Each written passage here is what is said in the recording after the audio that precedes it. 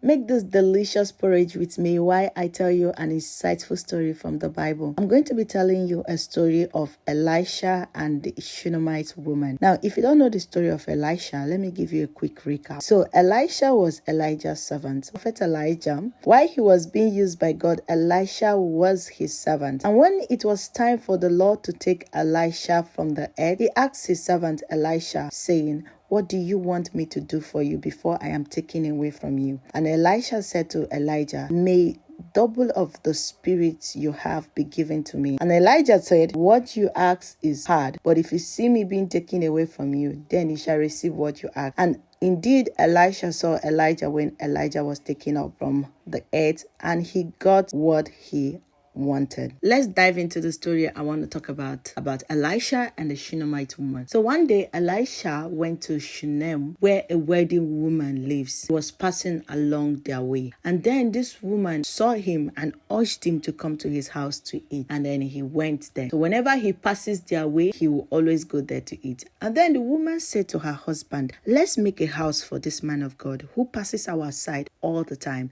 so that whenever he's going to his journey, he can find a place to rest. Let's get a house for him, furnish it for him, so that he can always rest whenever he's passing the side." And then the husband agreed, and they did that for him. Now, when Elisha passed that side again, he went to the house they furnished for him, and I'm sure he was comfortable. So he had to talk to his servant and say, "Go and call this woman for me." And when the woman came, he asked her, "What do you want from me?" And the woman was like, "Nothing really." So Elisha said, "Do you want me to talk to the commander of chief or do something for you?" The woman said, obviously she's contented to what she had. But the servant of Elisha said, "Well, she's old and she has no child." So Elisha said to the woman, "By this time next year, you shall have a son." And then it came to pass that the woman had a son. Now, I'm going to stop here. But the moral of my story is this. There's some things you don't need to pray about. You just have to be good. You just have to have the heart to do good to people. You don't necessarily must be a servant of God. It could be anybody. It could be the poor. The Bible said that he that lendeth to the poor lendeth unto the Lord. You don't have to have the whole world before you can give something. You can give a pot of soup. You can give a plate of food.